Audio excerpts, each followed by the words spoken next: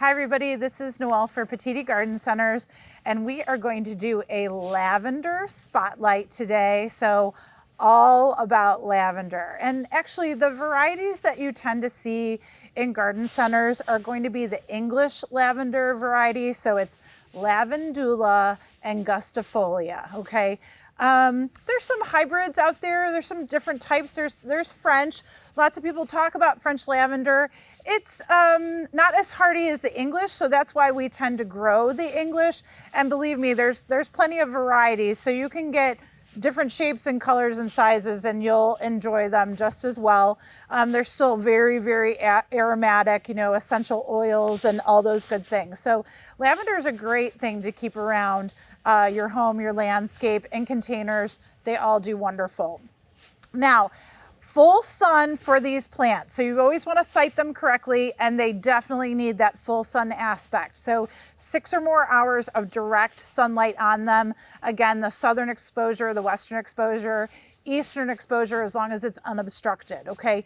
I will tell you with lavenders, they really do prefer to have well-drained soil on the drier side. So if you can put them in raised beds, if you can grow them in containers in a drier area like a rock garden, perfect. They would absolutely love that. Where we have a problem, and we were talking about Gaillardia earlier, is where we have a problem is that our wet clay soils in the winter, if they do not drain and their roots stay wet, that's where we lose lavender quite often. So again, it's gotta be a well-drained, raised soil, okay? So just think about that. As far as watering is concerned, first year, it's that 1 inch of water once a week when you don't have rainfall. Deep, thorough watering. We always want to talk about like a soaker hose around them. Something at the base, not on top of the plant, is always very, very helpful. Morning watering as well. And after that, they are super drought tolerant, very heat tolerant. You really don't have to do supplemental watering after that. Just let the rain take care of them. So that's something to keep in mind with the lavender. You want to think about, they are native to the Mediterranean. So you want to think about how that environment might be growing plant material. So again, that heat, well-drained soil, really good for them. With fertilizer, I'm going to say are typical with perennials. So typically we would do a plant tone, iron tone combination in the spring. You can apply Osmocote for midsummer, and that's really all that they need. If you're pruning a little bit more, which you should do, but if you're pruning a little bit more and deadheading, if you want to give them like a little shot of Miracle-Gro, you can do that as well after you're done pruning. So keep that in mind. Uses, so many uses. So beautiful in the front, mid-border, depending on which variety you get, because there are some tall ones available. So we'll tell you about that. You can make a small short hedge out of them. They are beautiful for kind of like an herb garden edging, if you will, or just a landscape edging in the sun. Fantastic, no problems whatsoever. They are a wonderful pollinator attractant. Oh my gosh, the pollinators love them. And they really are in the mint family, believe it or not. So all of your mint family plants, they are fantastic for the pollinators. Plus, they are super aromatic. So your mints, you're always going to get wonderful fragrances and smells from them. Also deer resistant, rabbit resistant, so lots of pluses here. And again, cut and dried flowers. You can use lavender any way you want to use a fragrance herb. You know, if you want to put it in potpourri, or again, your essential oil is from distilled lavender. So again, lots of uses here. I will have to say that they also are a mosquito repellent. So you know, taking them out, putting them on the deck or the porch, going ahead and releasing that fragrance, you're gonna have some good repellency there too. So that's always a plus with these guys. Lots of varieties to show you, and actually more colors than maybe you knew about. So I'm gonna start with these 2 small ones here. This is Ellegance Pink and Ellegance White.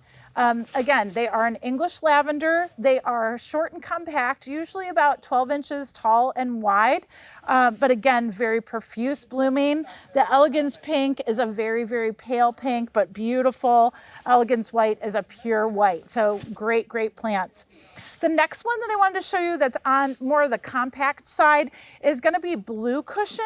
And if you look at blue cushion, just the foliage itself, when you don't have any flowers on this plant, it is just the nicest, neatest, tight little mound of foliage. And then of course, these beautiful flower stems come up. They do start as a periwinkle blue, but you tend to see them more as just a nice, soft, pale blue in the garden. And again, fantastic to cut. And you can just shear this plant, cut all those flower stems, and then go ahead and let more come up for you. Classic varieties. Hidcote lavender, you hear a lot about. This is Hidcote Superior, so it's an improvement over the original Hidcote. It is one of the darker purple blues out there, so if you're looking for maybe a darker tone, this is the classic lavender that you see out there, about 18 inches or so, maybe up to 20, right around there. So 20 tall, 20 wide, typically. Again, nice mounded foliage, extremely aromatic, no problem. And then the other one, it's actually a little bit older than Hidcote. This is Munstead lavender. So this was the one from Munstead Woods. That's Gertrude Jekyll's property. It's really her fave. And so again, beautiful, about that 18 to 20 inch mark, but it is that kind of true lavender color. It's like a light lavender blue when it fills out really nicely. Okay. I have Vincenza blue, which is a beautiful kind of deeper lavender periwinkle in the back here. Again, very nice, just depending on what size you're looking for. This is a little bit taller, around the 24-inch mark, 24 inches tall, about 18 inches wide.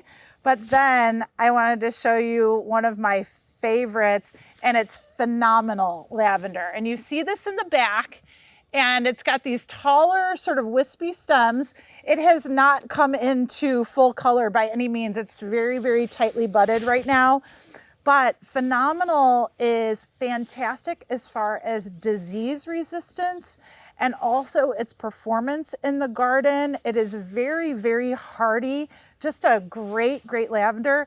But kid you not, it can grow 2 foot tall by 4 foot wide. So they call it a hedge lavender, where you really could do like a middle border or medium border in the landscape, and it would stand up and just look gorgeous for you. So again, if you're looking for lavender for bouquets and things with a longer stem, that one is phenomenal for that purpose. And then one other one that I wanted to show you, which is not quite in full bud and bloom yet, but this one's called Big Time Blue.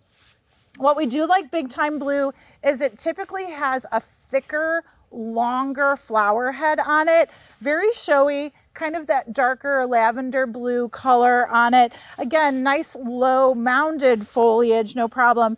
But when those flowers really come up and get showy, you can see them.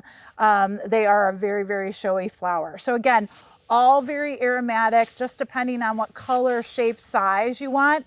I'm going to tell you, pruning them, again, cut, deadhead, use them as much as you possibly can. That will just produce more growth for you. I do recommend, because they are semi-woody, I recommend letting them die back over the fall naturally. Don't touch them, don't do anything to them. And then in the early spring, when you start to see new growth pushing out at the base, you're going to cut that lavender back to that new growth. What that does is it gets all of the old woody stems out, removes all of that old growth. You don't need any of it because it'll produce all new. And then you get a nice, compact, short start from this plant that'll start to fill out again. With division, you can divide these plants. However, they grow in clumps and they just like it that way. They can grow and just behave that way for a very, very long time in the garden. But you can divide them and you can transplant them. But we normally talk about transplanting in the fall. Okay, so typically late August, early September through the month of September, that's a great time to kind of move them around and take divisions and go ahead and transplant. Other than that, just enjoy the aroma. Obviously great for the pollinators, and have fun with them.